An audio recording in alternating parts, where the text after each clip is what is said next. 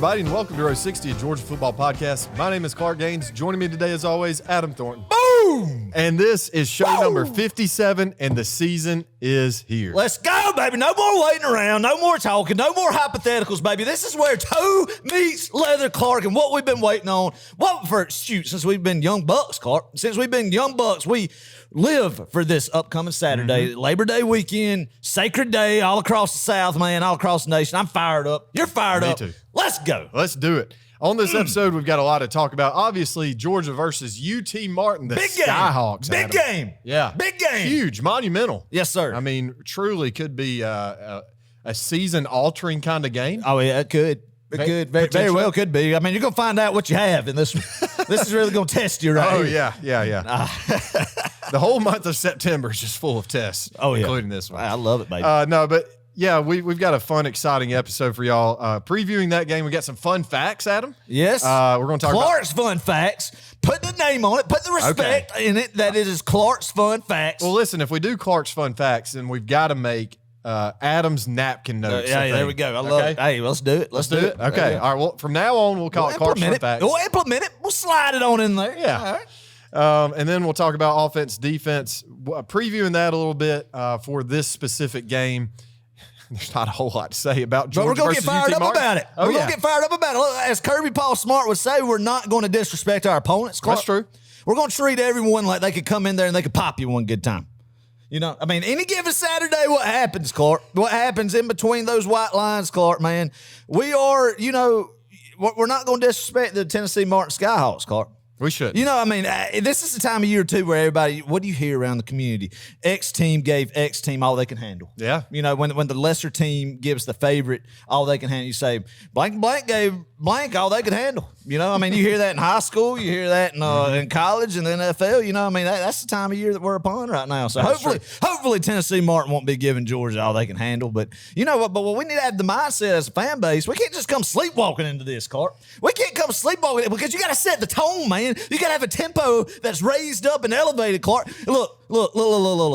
Georgia won the national championship. How many years in a row now? Two. Think about the openers. Were we ready? Oh, we were ready. In row 60's time, were we ready going into this? This episode was pretty high energy, wasn't it? Yes. So it set the tone. I don't care if it's Clemson, which we hate those son of a guns, or Oregon, out the West Coast, Power 5 respectable program with Dan Layden coaching them. But hey, Jason Simpson's Tennessee Martin Skyhawks are coming to Athens. And Jason Simpson, the head coach of the University of Tennessee Skyhawks. You may be the single Georgia football fan that knows the name I didn't UT until Martin just Skyhawks. recently, until that we had to do some homework on this deal, right? Man. You had to do a little homework about it. So what I'm saying is we got to get the energy ramped up about this one, Clark.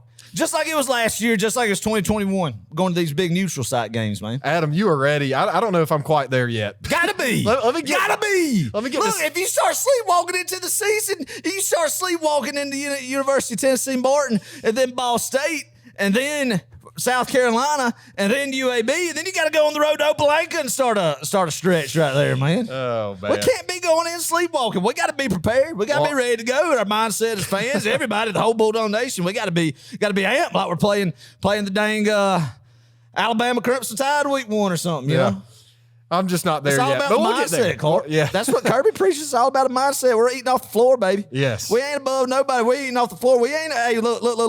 That's what, we had it all set. I'm going to let you talk here in a minute because I'm just rambling. I'm absolutely rambling. We're not sitting in just the nice dining room, old dining room table right there made out of some hardwood. Fine china. Eat off some fine china right now. That's not the mentality we can have, Clark. No. We're out in the old laundry room out there eating off the floor, man. Yeah. That's where we got to be at. Got to be thinking humble. Yes. If you want to win 3, that's certainly the way to do it. We got to stay humble, got to stay focused. Woo! And the biggest game of the season, as the saying goes, the biggest game of the season is the next one. And the next I've never one heard is that UT one before. Martin. That's good. It is good. Shout out to Josh Harville. If you're listening to this, Reverend Josh. Brother Josh Harville. Brother Josh. He said that one time. It stuck with me. That's good Stuck stuff. with me. Good old Anyway, Josh, we'll man. talk about keys of the game. There are a few, I think. Yeah. There's some notable stuff. We're going to dive into last week's games, week 0 games we'll call them, and then we've got some games this week we'll do some picking for. Yeah. Exciting matchups in week 1 outside of Sanford Stadium. And then the game of the week is back, baby. Man. And I got a good one for y'all, so y'all better stay tuned. It's going to be a lot of fun. Juiced. Yes. Juice to hear. And we'll last but not least, we'll have a score prediction. Let's at go. the very Let's end. go. So, Traditional format, baby. that's it. We're back. Well, Let's go. before we get started and amped up, Hey. we do have a live call-in show this Friday night Boom. at 8 o'clock p.m. Eastern Standard Time. And yes, we do have to say what time zone we're talking about, Adam, because we do have listeners truly And all three of them. over. Yes, and all three There's of them. three of them, aren't There could potentially be a fourth out there, for all we know. there? Hey, no, we do have a listener in Thailand. I'm not kidding. He is listening in on the show. God bless him. That's good stuff. That's Yeah. good stuff. Yeah, 8 o'clock, and I want high energy from everybody. Yeah. You know, I don't want this lackluster coming in all nonchalant, just chit chat. I want some high energy. I'm sure we'll get some. All right. But hey, you can find that live stream on Facebook or YouTube. Once again, that is this Friday night. I believe September 1st is the official day. And then 8 o'clock p.m. Eastern Standard Time. So That's it. join us. I want the daggum live call-in show to be full of energy. I don't want it sitting there like you're sitting there just looking, or at a church budget meeting, just sitting there, just bored out of your mind. I hate to say it, but you know how some budget meetings can be from time to time. They're necessary. You got to do it. I don't want that. I want high energy. I want high energy. I think the people will bring it, Adam. All right, good deal. And maybe we'll hear from a few of these people, our patrons. Listen to this. We've had several more patrons join Patreon these past 2 weeks. And we want to shout them out right here. Kale Stone. Kale from Loganville. Big Kale. Yes. Big guy on the YouTube, man. I remember him starting off. He'd always crank it up with the first comment on the YouTube. And, every time. We got to meet him at G Day this previous year, man. So that's good. That's good. We love Kale. Also, he's the one who gave me this cup right here. His wife made it. So I got one too at home. I use it occasionally. Joe Sisson, he's a great photographer and friend of mine. I guarantee y'all, if you have gone to Instagram for an extended period of time, or Facebook for that matter, you've seen his Georgia football photos. He took a shot of Ladd McConkey, 2021 Auburn. It's awesome. But he's a great photographer and friend of mine. Jackson Metters, Franklin County boy, grew up playing baseball with him. Shout out to him. Duncan Beasley, he's also a Franklin County boy. And I want to shout out his dad's company. And we are not getting paid to say this. This is not an ad. This is just a highly recommendation. It's a recommendation. Yeah, yes. right. If you ever need some good landscape and maintenance, Beasley Landscape and Maintenance out of Livonia, Georgia. They're awesome. Yeah. And once again, this is not an ad, but Duncan, we appreciate you and your whole family for listening. Yes, we do. Corey Andrews grew up playing football with him. He is a Georgia State patrolman right now. That's right. And Keeping Adam, the road safe. Yeah. He's on the field a lot of That's games. right. So That's right. Maybe he can hook us up with some sideline man. He's passes. actually got some cows down the road from my cows right now. Oh, okay. So where we're at. So yeah. He's a good Franklin Nice. County boy. So. And then last but certainly not least, Mr. Russell Harrell, our favorite member of Row 58. Yes, in section 108, Russell Harrell. We will be, good Lord willing, seeing him here soon. Love the whole Harrell family and the friendship we've developed with them over the past couple of years, man. Excited about another season. Awesome. Great group of people right there. Great group of people right there. And we want to say fine thank you. folks. Yep, we want to say thank y'all for joining. You're helping to create a community of Georgia football fans all across It the really country. helps with what we could do. I will say that. It's been great, so thank you. If you're not on Patreon yet and you want to join and unlock exclusive Row 60 content, just visit patreon.com/Row60, or you can download the Patreon app and search Row 60. Boom. It's only $5 a month. And every single penny, Adam, is going to help us go to more games, create more content. Create more content, man. Create more content, and that's what it's about. So we get more content to people, and we're all about just spreading some joy, man, some good stuff, and people's lives. Just get excited about stuff we love, man. That's our main goal here, is to do that. Just kind of be a break from the everyday world, man. You can just kind of get lost in our podcast and upbeat, exciting, man, and just good folks right there. Good folks, man. Our whole crowd that listens, we're blessed, and good Lord willing, we'll just keep on doing what we're doing, and another big year coming, man. Here we go. Yes, sir. All right, some fun facts. Clark's fun facts. Fun facts. Hit that jingle, baby. Let's go. All right, listen to this. Georgia, and I think we may have started this last year. Okay. We may have said this same exact thing last year before the Oregon game. Georgia has lost 3 times in a season opener since 2000, Adam. What were those 3 games that we lost? Those 3 games were 2011 Boise State, 2009 Oklahoma State, 100%. Yep. And then the third one would have been, I am trying to remember because I'm drawing a blank. You want me to help you? It might have been, was it in 2001? No. No. Wait. Let me go through the years here. This is embarrassing. No, 2013 Clemson. How Yes, could I forget there that? I erased that out of my mind completely. I know. Golly, I can't believe I almost forgot. Yeah, that was a terrible night. 2013 Clemson. Yep. And we should have won that game. Ugh. Anyway. Yeah, 3 times we've lost the season opener. And that's not to say or to imply that we are going to lose this upcoming week. But hey, no, we're not. But hey, that just shows the dominance of the century, man. Yeah, I mean, we're well into now the second decade of this millennia, and only 3 losses. That's good. Saying something. Yeah, that's good. Season That's opener. right. That's right. Georgia currently holds a 17-game winning streak, the biggest in the nation, and tied for the longest in school history. So assuming we beat the Skyhawks this Saturday, people, Georgia will break its own record for the longest game win streak, which is awesome. Yes. The longest winning streak in SEC history is Alabama at 28 games. And let's go get them. Let's go get them, Clark. Let's go pop them right now. If we can, I got something bad about that later on. Anyway, go ahead. Sorry. If we can go perfect this regular season, we will break it. You dang right. Let's go shatter it. Let's go get them. Let's go pop them. Look, I got a rant go on about that. Oh, boy. From the ESPN commentary from yesterday. I don't know when we need to plug that into the show. We'll save it. But I got some stuff to say about, and I want to talk about about this season going again and some of the stuff that we need to see happen. That needs to happen. Right. It needs to happen. All right. Yeah. Sorry. We'll save that for sure. The last fun fact I have for you, and then Adam, I think you've got some fun facts. Yes, I do. Yes, I do. We also hold the second longest home game winning streak in the nation. We have 18 straight home games. The last loss was that Georgia South Carolina game in 2019 where Jake Fromm threw 3 picks or something? 2 pick sixes. It was a bad day. Terrible. Missed a kick. Awful. That guy awful day. Imagine, man, if you do what you're supposed to do that day. I mean, the last home loss with them is 2016. Right. And we'd be in the playoff that year, too. Dang right. If you lose to the number 1 LSU That's exactly right. That's exactly right. Oh, man. Mm-hmm. Oh, well. Anyway. Hey, that's all right. We're good. We're good now. We're good. Yep. Those days are gone. All right, Adam. So let's shift gears here. Okay. That was kind of the big picture fun facts. Love that. Do you have any UT Martin fun facts? Yeah, man. I want to. I want to talk about the University of Tennessee Martin Skyhawk football program. Give them a little bit of a shout out here for coming down to Sanford Stadium, and I got a little bit to talk about from them. Now, what are your sources, Adam? My sources are Wikipedia.com. Okay. Very factual information. Very factual information. Everything you read on the internet, you need to believe, especially from Wikipedia.com. Anywho, University of Tennessee Martin is located in Martin, Tennessee. Clark, okay? So let's talk about it a little bit. They have a very interesting mascot, the Skyhawk. Right. Love it.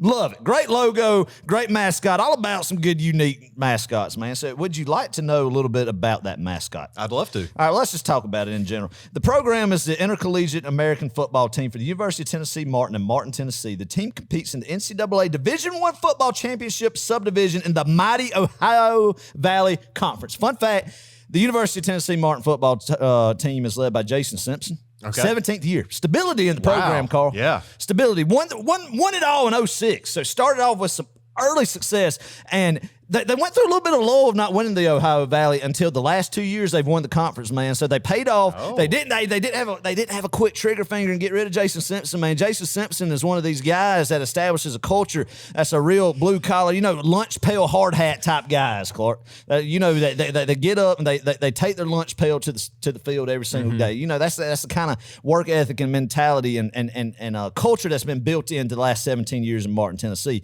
and it's paid off. They win one early success. Go through a lull, and he's got 2 of them, so they're coming off some pretty good high. They're in the glory days of Tennessee Martin football right now, is what it sounds like. Wow.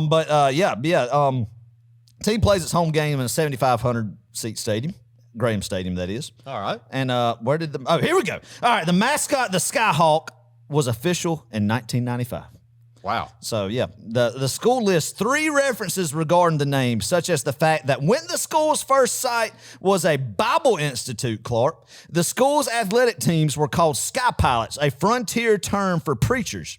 During World War II, UT Junior College contracted with the Naval War Training Service to help train pilots who completed their flight training at an airport now near a high school. Also, red-tailed hawks are indigenous to West Tennessee region, the region of Tennessee where Martin is located. The previous names of the athletic teams were the Junior Volunteers and the Pacers. So they have an allegiance to Tennessee, the University of Tennessee, Knoxville. So that means automatically we need to whoop their tail. I agree. Whoop their tail, but also very cool, with the preachers and a lot of collaborating, intertwining some stuff to come up with Skyhawks and the World War II stuff. Okay, that's cool. Good history. Yeah, that's what I got right here. I like that. That's what I got right here. So, little mascot history. Yeah. Let's talk about football history. There is none between Georgia and UT Martin. This is the very first matchup between these two schools. Also, Leon Reed is an alumni there. Do we know who Leon Reed is? I was hoping you would. We're out of luck. All right. I have no idea. That's one of my favorite things. Listen, I want to tell y'all something. One of the coolest things, if you have nothing to do, get on Wikipedia. Go to Wikipedia, go find some random Ohio Valley Conference school and go look up their notable alumni. It is incredibly interesting, some of the places that these actors and actresses and celebrities, where they went to school. So anyway, Georgia versus UT Martin, first matchup ever between these two schools. That's good. Let's talk about Georgia's offense. I just don't know. Hey, look, it's open today, Clark. It's open today. Get back focused. I know it's not Clemson or Oregon. We got to get him. We got to get him mid-season form. Let's go. All right. Let's talk about Georgia's offense going into this game. We got to get serious for a minute because we got something we have to address that has happened since the release of our last episode. Yes. If you didn't hear this, one of our, I'm not going to call him our starting running back, but he's in the platoon. He's in the platoon. He's in the platoon. He's in the stable for sure. Branson Robinson out for the season. And, it was interesting, Adam. We were just talking about this a few weeks ago, how we always kind of have a key notable injury preseason. Right. And just like clockwork. Especially running back, man. I know, and I hate it for Branson. You just heard such good things, especially in the spring, that this kid was really working hard. He was really going to make a difference on the field this year. And man, I mean, a bruiser, Clark. I mean, when he stepped on campus, he looked like he was ready to go. Been in the college weight program for 3 years, but imagine, man, he's been in the program now for a year, and like you said, a lot of good things coming out of him. But this is just unfortunate in what you deal with football. And we've said this time and time again on this podcast, Clark. It is why Kirby Smart and staff recruit like they do, and why depth is so important to win championships, and why Georgia is because you are so deep at positions, man. And Clark, let's talk about the running back room. I know we broke it down on one of our preseason preview things there, but now that Branson Robinson, who was already banged up, and we were thinking might be held out a little bit in the month of September, but now we know will not be an option this year. Are you a little bit worried? Are you a little bit worried from what we've had in the past this season about the running back room by any means? I'll be honest with you. I know there are a lot of people who are worried and are concerned.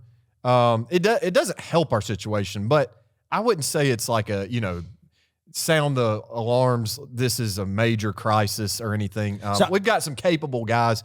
Now, here's the issue, though. Kendall Milton, Dejon Edwards, are they going to be 100%? That's what I'm saying, Clark. They're not practicing. I mean, they're practicing off with the athletic trainer off to the side right now. Right. So they're in the alternate color jersey, no contact right now. So you got Cash Jones and Rod Robinson and some of those guys right now taking your reps right now, working with Dale McGee, and then you got Dejon and Kendall Milton working off the side. No word on how long they'll be, but you look at Kendall Milton's career, all the potential in the world, man. And when he has been healthy and that hamstring and other issues hadn't been hampering him, man, he's been a solid runner. We saw it at the end of last year, right? Ohio State game and everything. And Dejon's just been a guy who every time we've called for him, just answered the call, man, and ran hard for us, man. But I'm a little worried.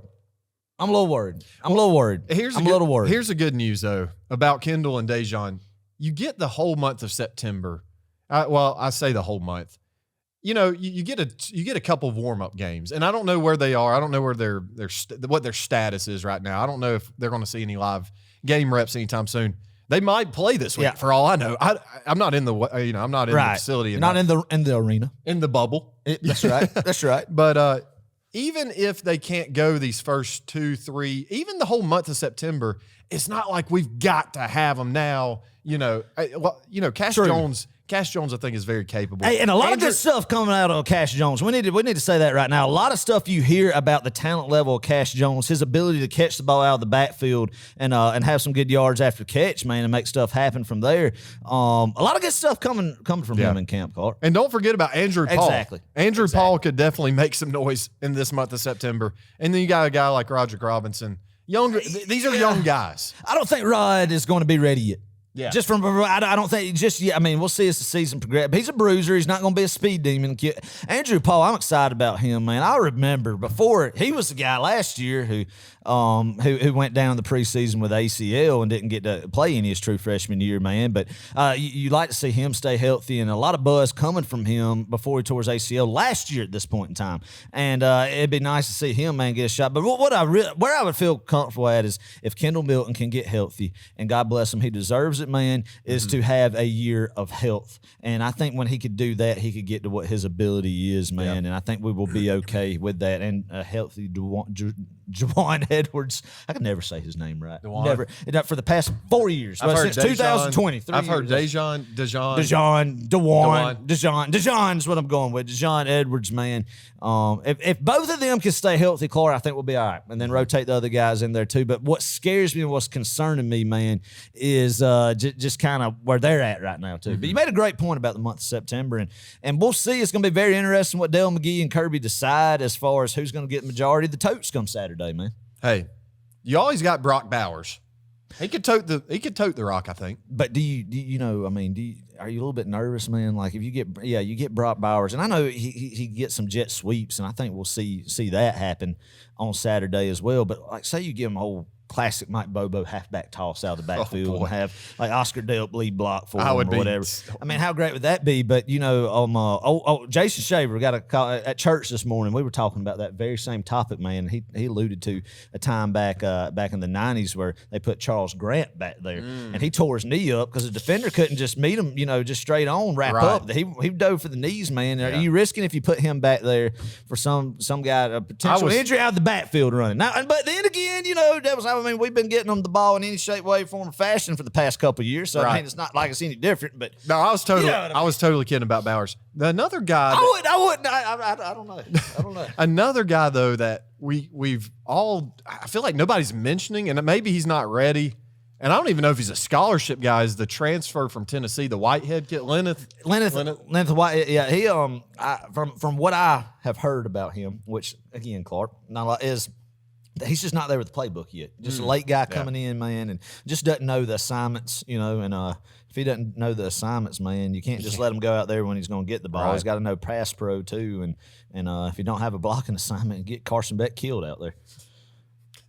I mean, that's the truth. So I mean, you can't just bring running backs in to block and running backs in to get the ball. You know, I mean, you got to know a lot of different. More than us as average fan realize. So you got to know a lot of different assignments. But I mean, it's gonna be a very big question mark. A little bit nervous about it, man. Breaking in new offense, new OC, new quarterback, running back room, kind of in shambles. Hey, time will tell. It's a little months and sinking in a little bit, Clark. No, I don't think so. I don't think so. I don't think so with that yet. But I mean, you can't just say, "Oh, it's everything's just rainbows and butterflies right there." There's some adversity, but that's why you recruit, and that's why we're at. We just got to pray, man, that Kendall and Dejon stay healthy. Anyway, the whole team for that matter. Exactly. All right. Exactly. One other thing I want to mention, I want to see more than anything. This upcoming Saturday, I want to see Carson Beck be a leader. Amen. I want him to play with some confidence. I want him to be a vocal leader on the field. Line some guys up, make some corrections. And point to where they need to be. Get them on the line of scrimmage or off the line. Point the safety out. Point the mic. Who's the mic? I want him to go up to the line. And maybe as a fan base, what we need to do, Clark, if we get a lead, is when they're on offense, like get loud. The stadium get loud. I know that goes against everything as home field advantage, but as practice. Like we can do that as practice for when they go into hostile environments later on in the year. So he has to go up to the line and each one of them, and tap them on the butt and tell them what they're assigned, what you're audibling out of. That's really not a bad idea. That could be a thing as fans that we could do to help with the progression. Right? Shouting at your own home team's offense in your home stadium. In a blowout. Just get some practice in, man. Hey. Kirby would be for it, I would think. Oh, he would, yeah. So he would. I mean, hey, throwing that out. That's kind of smart, honestly. I mean.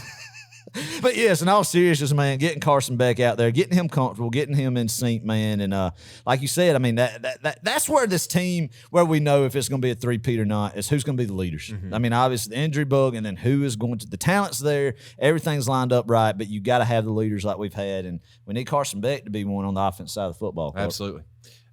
Need to see the offensive line dominate. I don't have any doubt that they're going to do that. Yeah. And let's use this game, Adam, to get some second, some third string guys absolutely. in, get them good live game reps, and really you can start to do that 2 or 3 games in the month of September. I don't want Brock Bowers to play more than a couple possessions. I'd be. I don't know. I mean, if he did, we need to keep that kid in bubble wrap, man. Yeah. And let some of these young guys, like old Pierce Spearland and and I know Lawson Lucky, he's down right now, but and Oscar, let him eat some more, and some of those guys right there. And I don't know, man. I'm just hope that see Cash Jones get the ball a lot. Maybe Andrew Paul get some carry. And like you said, Clark, some of the guys that are on the 2 deep in the O-line get in there, get some experience, man, because that's definitely a position that the more experience you have there, the better off you are. Right. And our 1 deep is by far one of, if not the best in the country. Our first string offensive line is. And then you got Austin Blasky, who might rotate some tackle spots. Let him get in there some. And some other guys, too, and just build that depth. So, I agree with you. I want to see a lot of younger guys on both sides of the football play and get some experience. Me too. Georgia's defense, other side of the football, I just want to see us be aggressive and make good form tackles. That's right, Clark. Open field tackles, shimmy your feet, Dang eyes right. up, square your That's right. square your face mask right into the Look at the hips, baby. Yeah, Look at the hips. Look at the hips. Make some good open field tackles. That's what Georgia has been good at under the Kirby Smart era the past couple of years, man. And like you said, Clark, after you've been hitting your own guys here the past month and last spring, man, and it's time to go out there and work on the fundamentals, Clark. Like you said, the fundamentals of exactly what you said, breaking down, making open field tackling, man, good technique and doing that. And I think I agree. Like you said, fly the football, man. Not be lackadaisical. I think that's one thing too is we saw the past 2 years, you automatically have an opponent where you have to bring your A game to. Right. You have that juice. That national media narrative is there. It's primetime games, man, that you're playing in. Everybody's talking about it. So you're hyped. You're getting up. You're getting up hyped for that game. I mean, just the competitor in you is juice for those. But now you're playing a team that obviously is a monstrous underdog. Are you going to go out there, man, and better yourself? What's the mindset? I mean, obviously this team and the coaching staff is going to trickle down. That attitude is going to be there to do that. But it's a little bit more challenging, I feel like, Clark, when you open up with a team like this as opposed to the fast starts Georgia got up on, beating a top 5 matchup against Clemson in 2021, 10-3. Winning that game is huge. And then just beating the dog crap out of Oregon, and dismantling them last year, and just getting off the good starts there, and that positive momentum just going forward from week 1 like that. It's going to be a little bit different feel this year, and I'm excited to see what the attitude, the body language is of this football team Saturday. Yeah. I want us to be. That's a good point, Adam. Charlie hustle, baby. You gotta create your own juice. Bring your own juice. Bring your own juice. Do we dare say bring your own guts? No, we're not going to say anything related to what those son of a guns across the lake say over there. I'm kidding. We don't have to create little. What would the word be? Phrases, little catchphrases like. Well, Kirby does. I mean, but they actually make sense, like good stuff.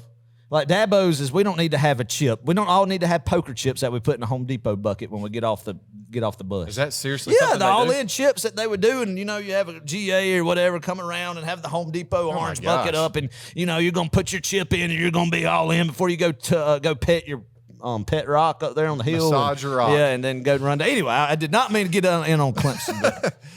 Oh man. Adam, I want to see Mykel Williams get a sack or 2 tomorrow. Be aggressive, blitz. I don't care who we're playing. Let's be physical on the front, defense front. I think we will be. These guys are hungry. And you brought up a good point just a second ago. It's been Georgia's offense versus Georgia's defense for the past several months. Yeah. They're ready to get after someone else. And in a live setting, live college football game. And, it's time to eat defense. Man, there's still a lot of positions, Clark, where you really don't know who the guy is going to be at, man. Like the other cornerback position is going to be Julian Humphrey or Dalen Everett or whoever, and Nyland Green in there. And, when you have this opportunity, a lot of different guys are going to get time to show up and play. And Nick Saban said this. I hate to give him credit for it, but that was pretty good when talking about the dysfunctional quarterback battle they have that's still going on in the game week in Tuscaloosa, which is great. I love it. I'm eating every bit of it up. be a player that makes me have to play you. Yeah. That he can't not play you. Right. So be a player that Kirby has to play. Yeah. He can't take you off the field. You get what I'm saying, man? Yeah. And I hope that's the mindset of these guys that are battling for these positions are coming in. And I think that's what's going to be big to see is it's the aggression, like you said, that they have, man. Right. And I hope that it's just a team that's on fire, that you know is hustling around, man, and not just already bought into the rat poison from week one. I think that's going to be the tale of the season, man, is how tough it is going to be with all the offseason chatter of how good they are. And then also all the other turmoil is this could be one of Kirby's best coaching jobs if Georgia pulls it off this year. It will be. Oh, without a doubt. I mean, obviously it's never been done in history, but just from all the off-field distractions from all sort of different angles, man, and keeping this team together is going to be huge. Yeah. It's going to be big. One of those guys, Adam, that you're talking, one of the guys that kind of fits that mold of what you're just talking about, a guy that can't not be on the field, I think is Jalen Walker. Will he be that outside linebacker there in place of Chaz Chambliss, or is it going to be Chaz Chambliss? I don't know, man. I heard Marvin Jones Jr. is playing some good ball too right there. And I think that's going to be good, Clark, as you see, like you said, where's Walker going to be at? Marvin Jones Jr., Chambliss, some of these young guys, we get to see how quick they climbed up the ladder in camp. I think one guy, Clark, Jamin Dumas-Johnson, is going to be the defensive guy who is going to step up, who in his freshman season saw what Nakobe Dean did as far as not only from a talent standpoint at that inside linebacker spot, but also, Clark, from a leadership standpoint of what you got to have, being the quarterback of the defense, so to say. I think that's going to be big Jamin Dumas Walker Johnson, that we like to allude to him as on this show. Oh, Pop's going to be in there, and he's going to be that guy, Clark, and I think he's going to have a special year. You know, a lot of guys, you know, even myself kind of thought, man, you know, he better be careful. There's some talent behind him, but no, he's put that to bed, man, I feel like, and he's somebody, you know, who is, I think, going to hold people accountable and be the guy that steps in and really be a very vocal defensive leader. I hope so too. Outside the football, man. So, a few other things to look out for, and I didn't have this necessarily in my notes. Special teams. Jared Zirkle. I want to see. Okay, Adam. I do have a connection. I'm not going to say who or what. Okay. Yeah. But I do have a connection, and I think Jared Zirkle is 100% our guy, and he's been hitting some He's been hitting some big field goals in scrimmages and practices. Man. I was hoping he wouldn't get beat out this go round again. But I heard the freshman kid that come in, I think he's going to be solid too. So I mean, having stability at the place kicking position is going to be big going in, and like you said, another time, man, where this schedule sets up good to get some good meaningful kicks out there for these kids, man, and that's good to know. That's good to know. One thing, Clark, too, as the fan base well knows, anybody who knows football knows, it's going to be very vanilla on both sides of the football, I think, until week 3. Oh, yeah. For sure. Very vanilla. Yep. No, I don't think you're going to see a lot of sending the house by any means, or exotic blitz there you packages. Go, Clark, you sounded smart there. Yes. No, you're not going to see anybody. It's going to be, you know, I mean, you should easily get pressure on the quarterback and get a push on the defensive line, man. With just sending just your base guys in a 3-4 defense, man. Yeah, you're saying we don't need to send Malachi Starks on a safety blitz? Everything. No.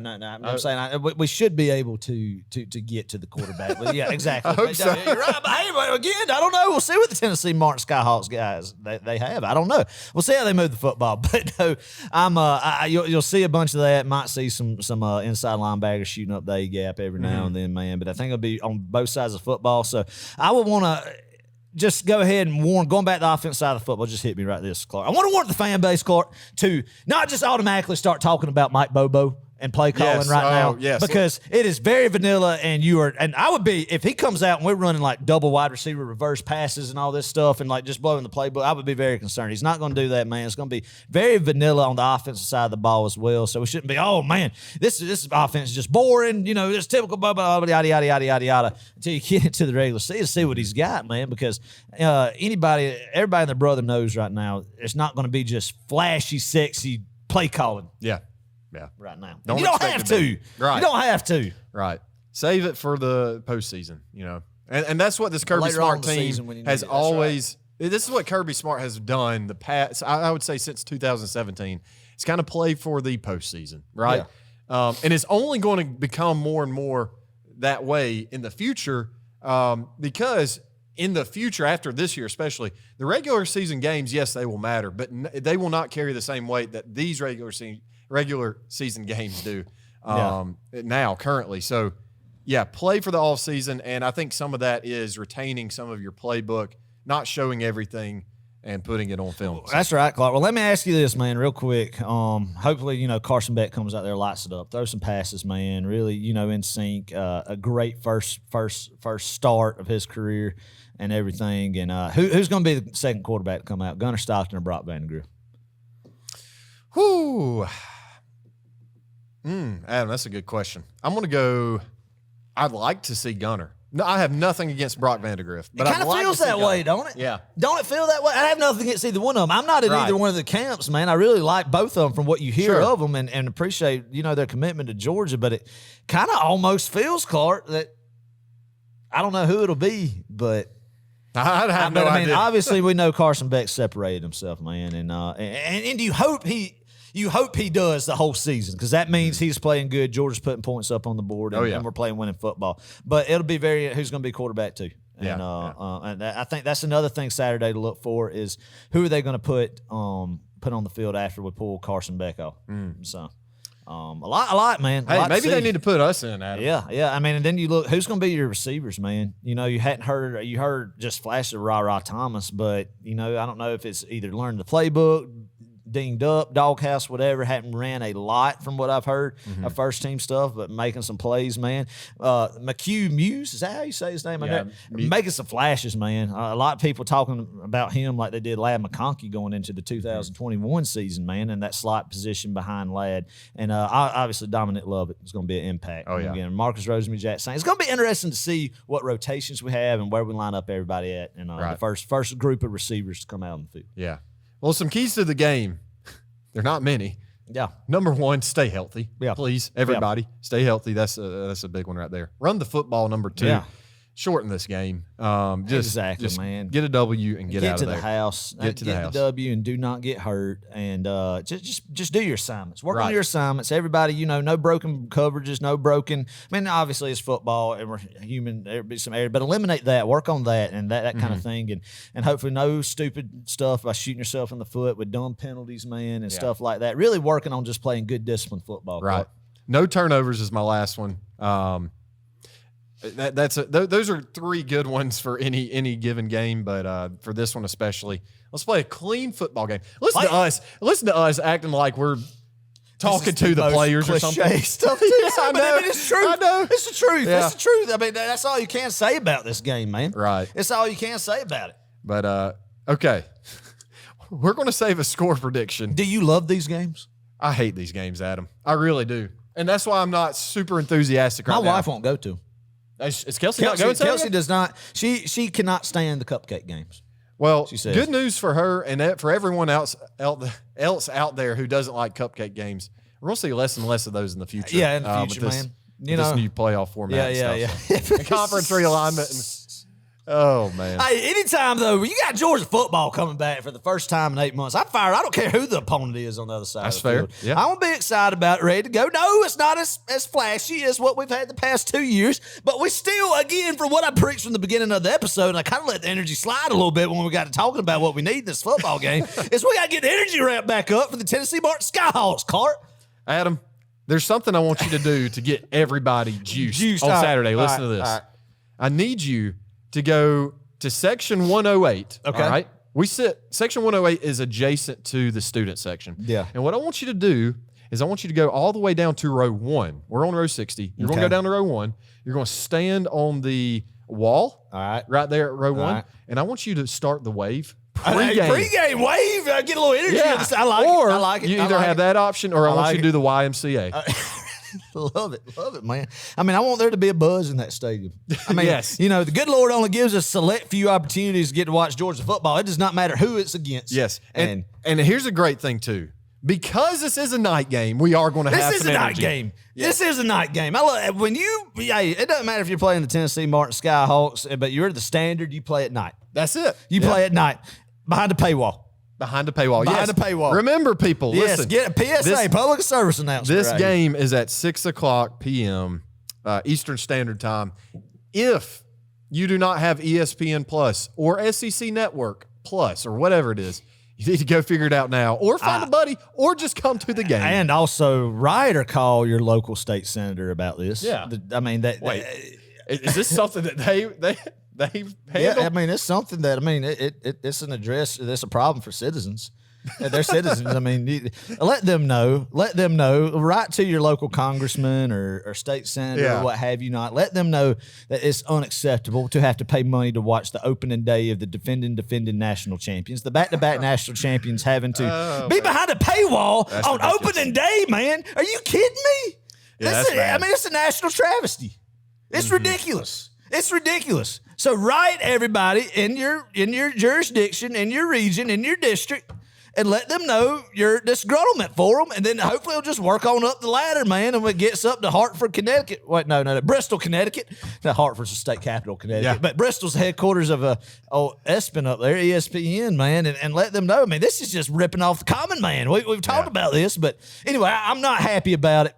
I'm not happy about it. It's dumb and stupid. Everybody needs to know about it. Hey, call freaking Bob Iger, the Disney CEO, and let him know.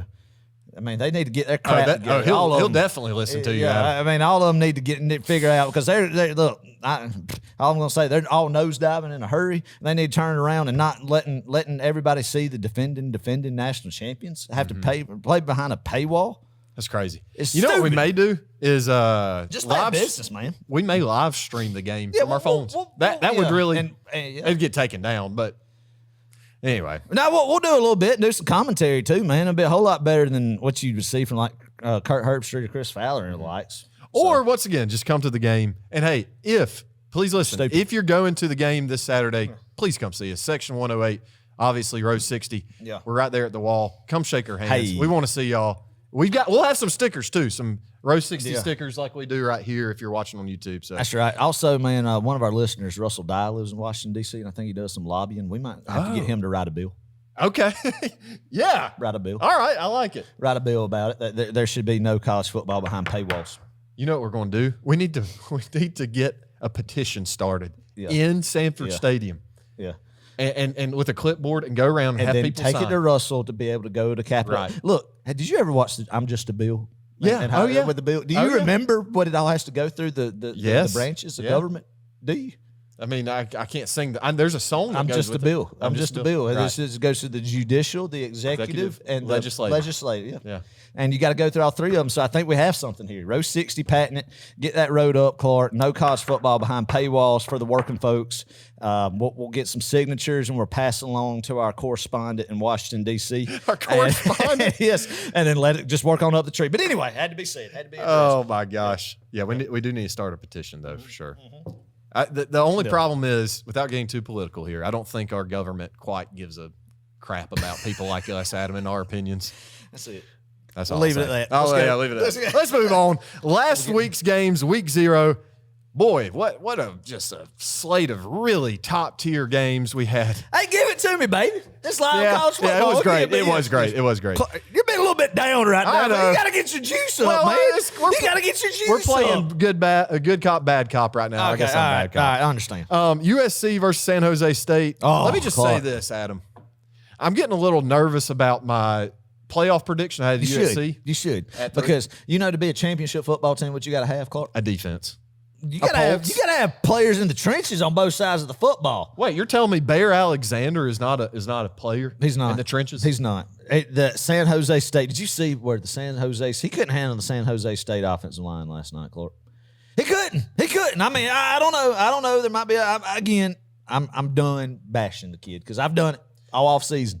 But he's a me guy. And I don't see him going to Los Angeles all of a sudden developing his mindset into where it needs to be. All the potential in the world, man. But Alex Grinch led Southern California defense. There's no way they're going to go to the playoffs, Clark.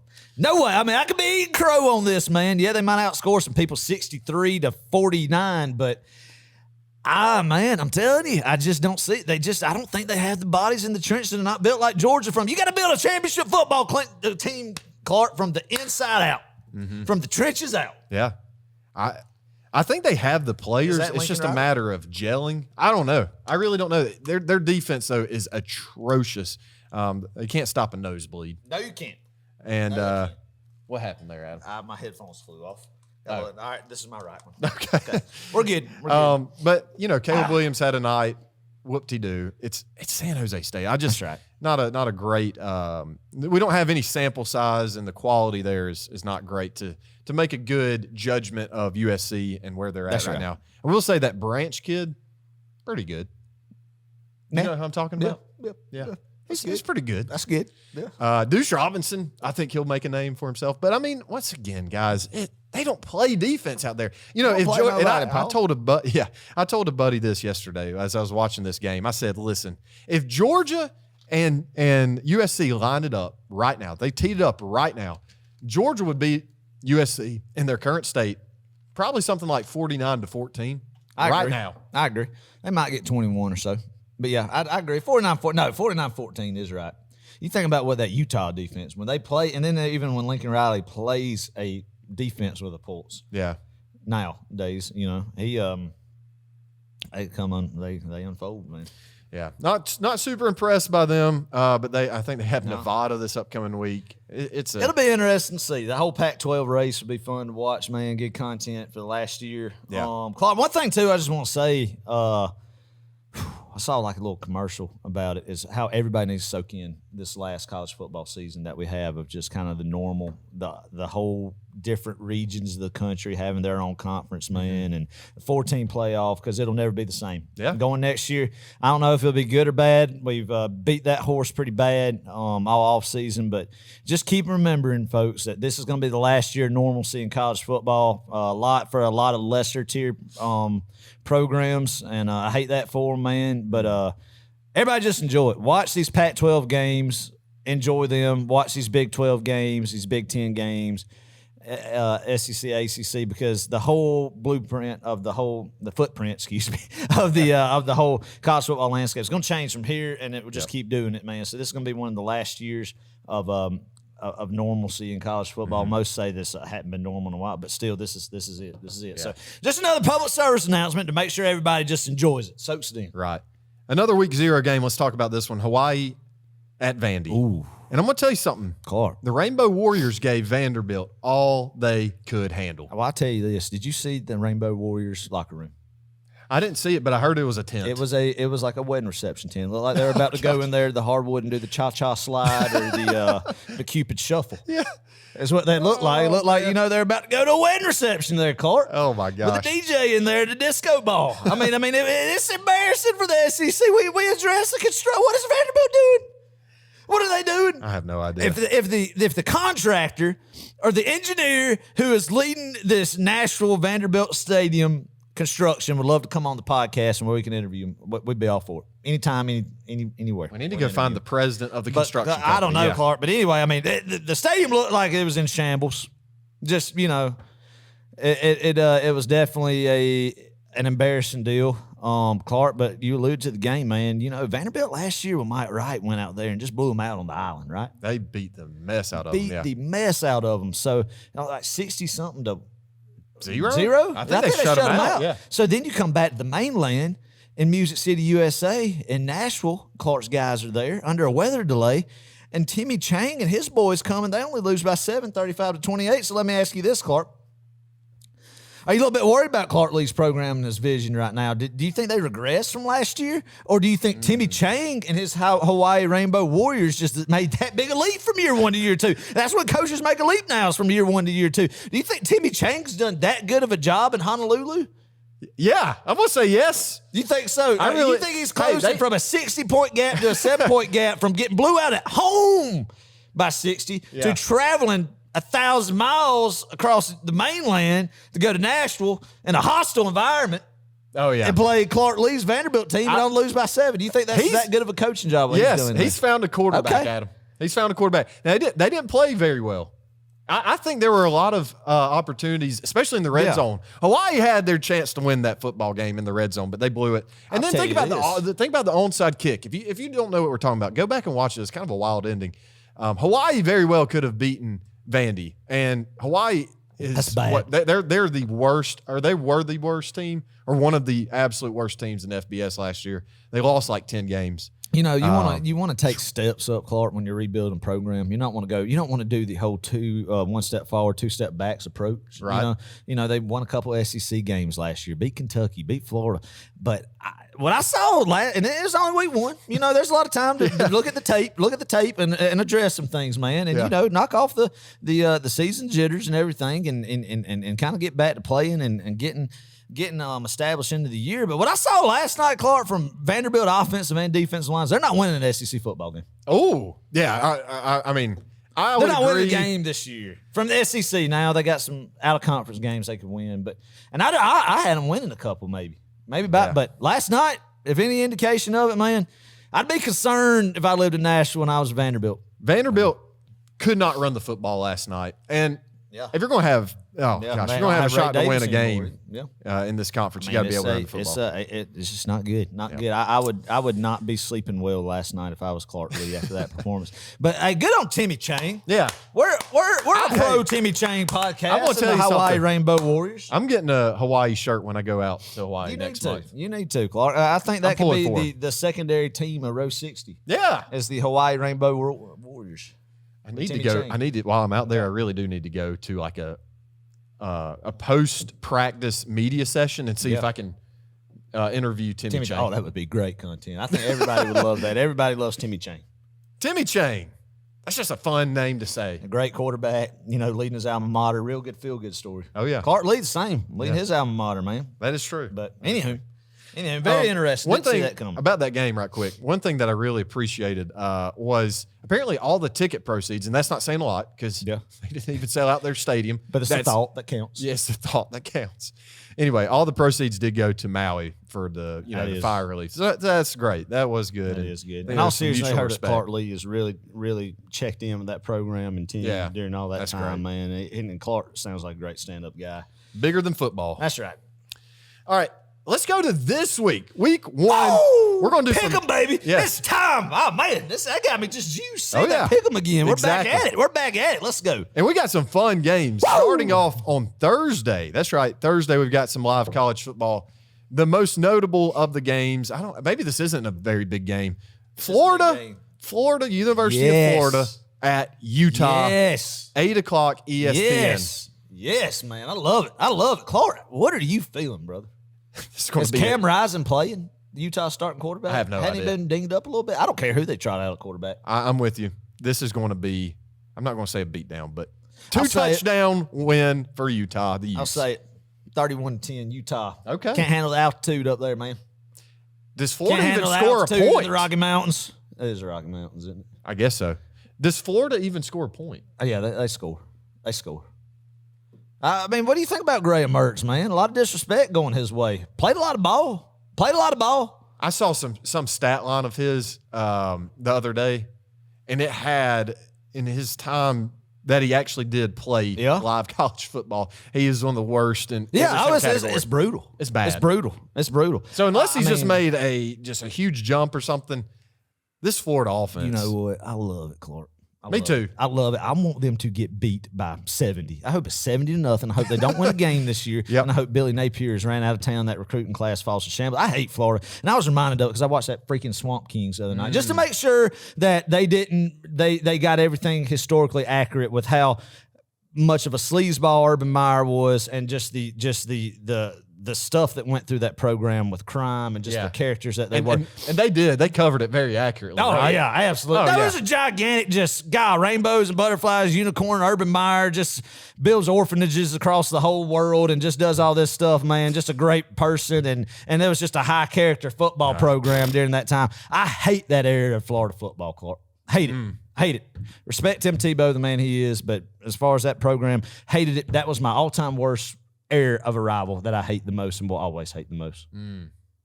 Yeah. What's yours?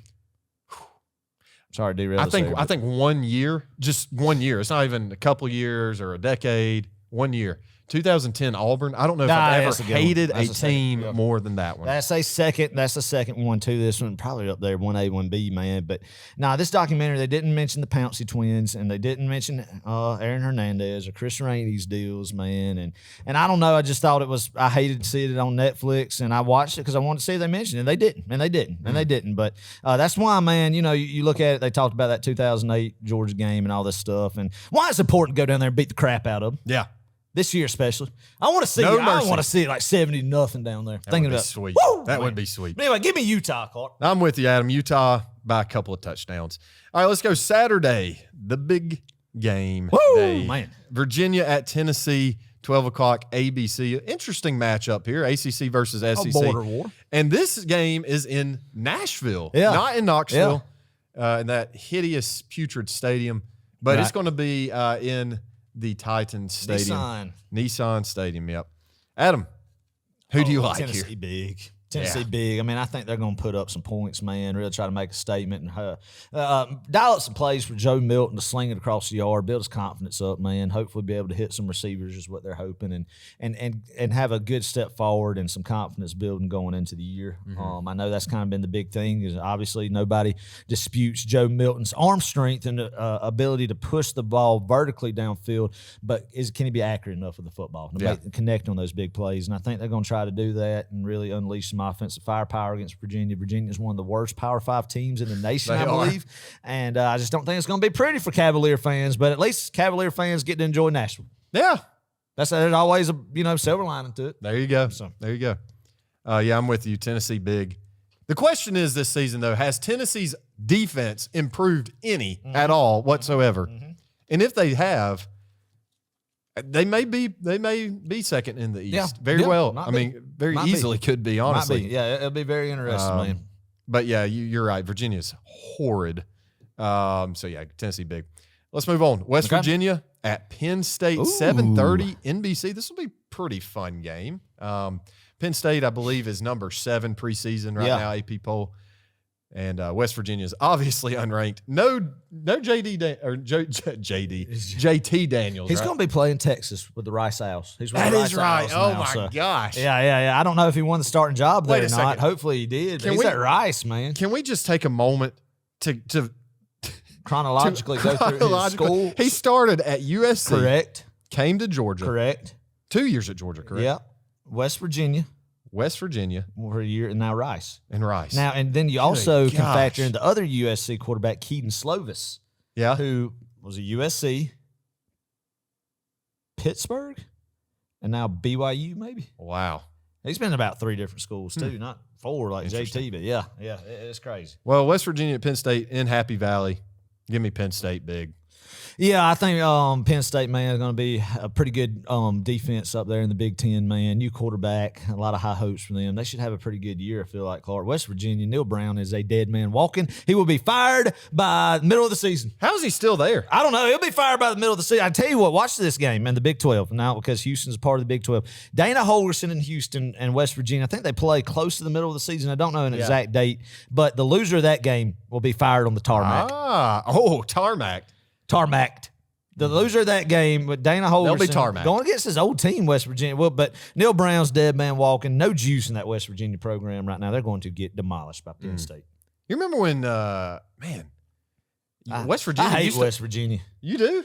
But Clark, the 2005 or 2006 Sugar Bowl, man. I understand that. That's some rough childhood memories. That's some rough childhood memories. They played in Atlanta that year with Steve Slayton and Pat White getting beat by West Virginia. That wasn't fun. I've always had a very strong disdain for West Virginia since that night in Atlanta when Georgia lost to West Virginia in the Sugar Bowl. Interesting. Don't like them. Let's go to Charlotte. Oh, man. North Carolina versus South Carolina, 7:30 the ABC. Mayo Bowl, right? I think it is the Duke's Mayo kickoff game, perhaps. Do you remember Mayo? Oh, yes, third down, Mayo. Mayo. When you're in this game, so do you need to make a PSA to both fan bases during third down? You can't go, you got to go, Mayo. Yeah. You got to incorporate 2 vowels, the A and the O. Classic. I mean, you can either, we need to poll the people. When you're at a game and you're making noise, do you go, oh? Like, or do you go, I'm an A. I'm an A. You are an A guy. I'm an O guy. Oh, you're an O guy. So when we were at that Mayo Bowl with Georgia Clemson, couple of years ago.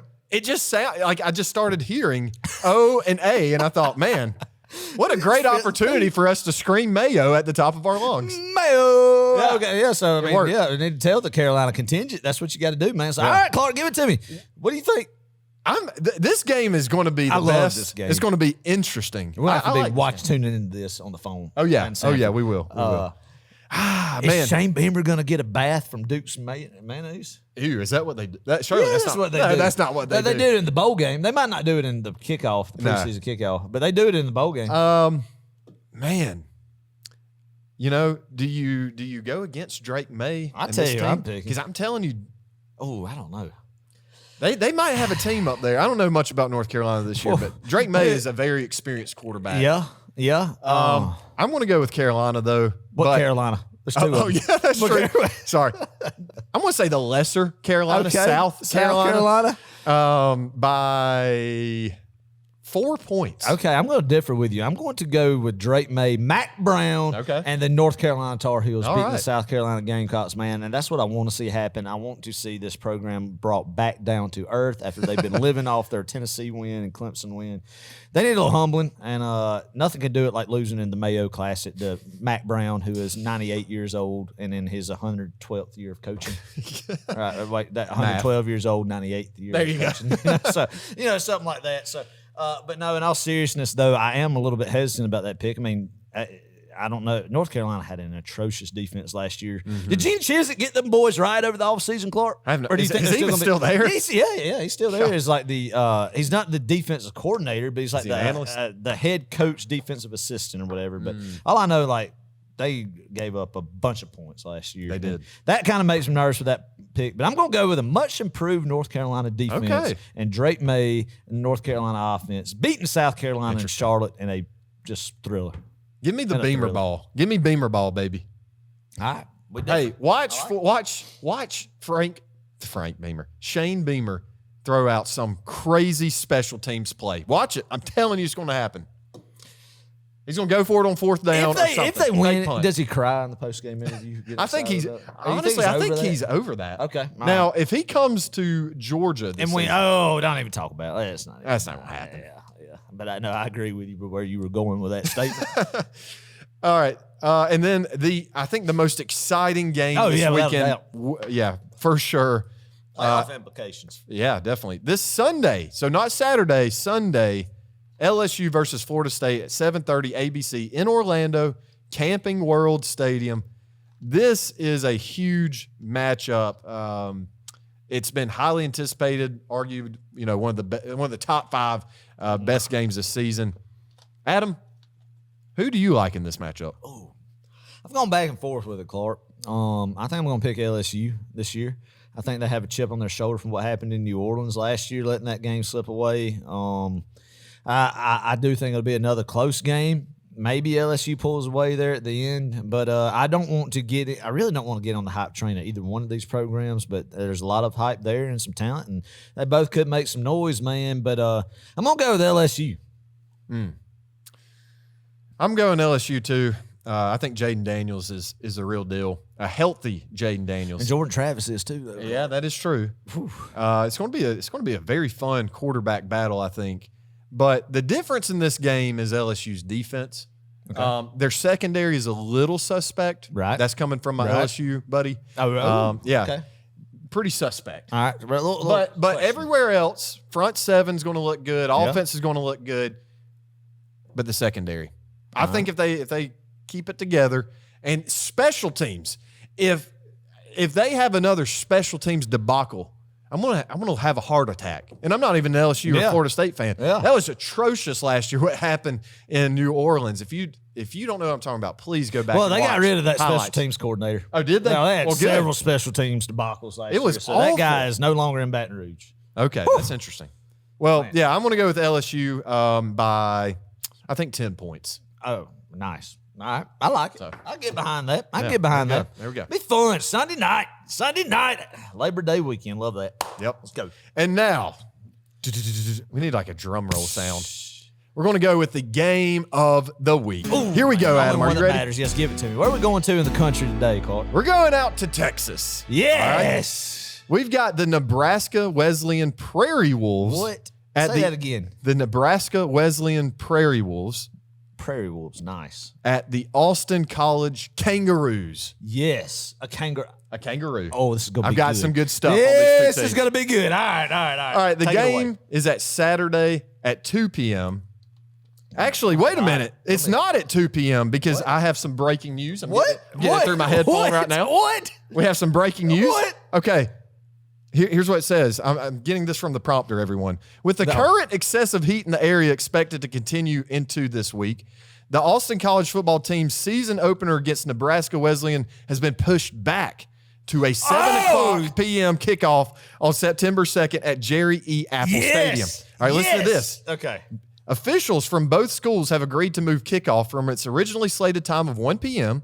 to later that evening due to the health and safety concerns for the student athletes. Right. As a result of the time change, the Kangaroos, will open under the lights. This will mark the first time in the more than 125 years history of Roo football that the program has hosted a night game on campus. This is the first one This is the first night game. Let's go for those folks, ever. man. I mean, can you imagine the pandemonium at Austin College that's going to be ensuing with that much extra time to tailgate, get ready on opening night, too? Are they going to black out? That's how you make a bad situation into a good one right there, man. Exactly. I don't know what they should do. I mean, it sounds like the kids need to be hydrated. Need to drink some Gatorade and some water and really be hydrated. But my gosh, man, how about the kangaroo? Clark, that is a very interesting fact right there. I literally how you found that, but trust me, it took a lot of digging. You mean did they just add stadium lights? I guess so. I don't know. I have no idea. Surely they've had them. Roos first home game in 100. You mean they played football for 125 years? And never had a home game. First home night game. Home night game. Yeah. Love that for that fan base, man. Love that for the contingent. Golly, that's and I guess it's Austin, Texas, where this is. Austin, Texas, right? yes. Oh, wow. Love that. So, love that. Let me give you a little history on these two teams. Okay. The series is rivalry? tied. It's not necessarily rivalry, man. but the series is tied at 7-7. And when I tell you I had to research this, I mean, I spent a good 30 minutes of my life figuring out the series history because it's not just like public, you know. You can't look up the Wikipedia, right? That doesn't exist for these D3 teams. So anyway. I'm glad you went back and found it. It's impressive. But this is a battle of the Methodists and the Presbyterians. Oh, man. So we got a Methodist school and a Presbyterian. I can't remember which is which. But anyway, let's go with Nebraska Wesleyan. I think they're the battle Methodist of the Protestants, team. right? Right. Nice. Notable alumni from Nebraska Wesleyan, the Prairie Wolves. Glenn Hefner, father of Hugh. He was a Protestant, Glenn was? I reckon. Yeah. I wonder how proud of his son Hugh he is. I think Glenn, God rest his soul. Yeah, was. Interesting. Yeah, anyway. That's about the only notable alum that I could find. Okay. Some mascot history, Adam. All right, give it to me, man. Ready for it. Nebraska Wesleyan has kind of had an identity crisis for their mascot. Like Auburn. Right, like Auburn. All right. Yep. They've been the Sunflowers.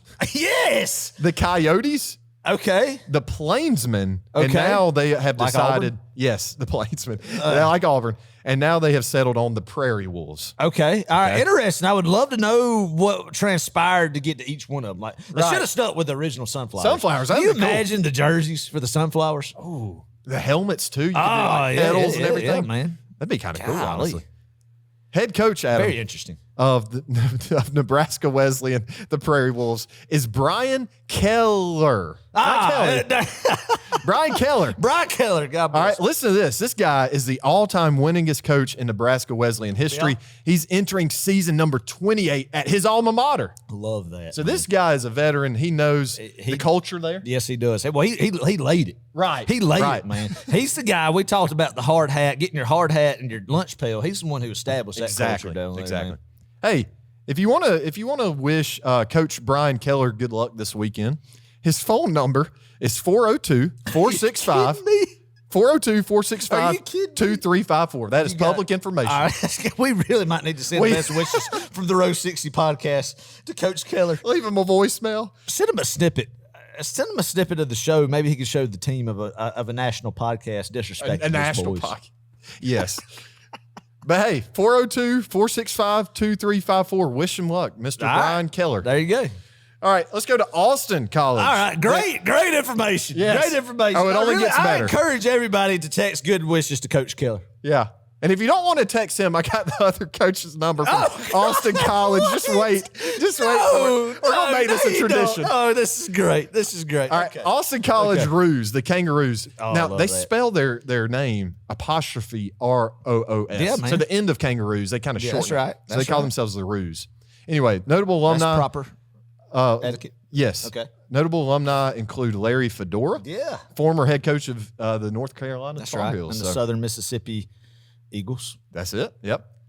Another one, Marshall Applewhite. Okay, listen to this. He was a founder of a religious cult called Heaven's Gate. What? They essentially believed that by rejecting their humanism, their humanity, they could become immortal aliens. Really bizarre stuff. That's out there, man. If you That's want out to, there. I'm not going to go into any more I'm detail. already starting to question the ruse, man, and the culture at Austin College, man. I mean, what in the world?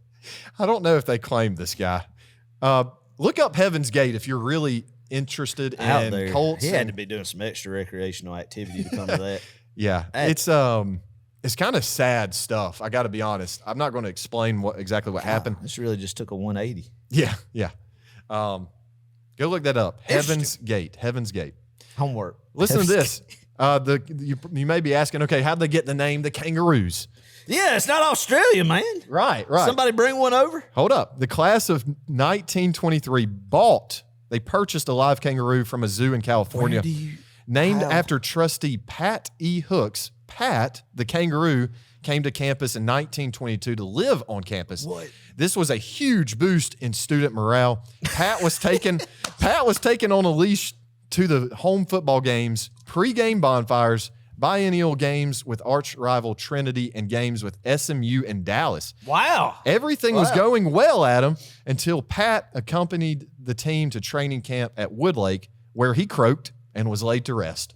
I'm sure the high heat down there at Training Right. Camp Woodlake got him, man. Oh, man. I mean, probably the kangaroo might not be best suited for South Texas elements, Yes. right? So, okay, Right. yes. So Pat's body was buried at a funeral service held by students one morning after chapel. A second mascot, a second kangaroo, was purchased from a circus in 1924 after Pat, too, met. Pat 1 didn't make it a whole year. No, He didn't make I a don't think he calendar did. So after Pat 2 died, it's similar fate.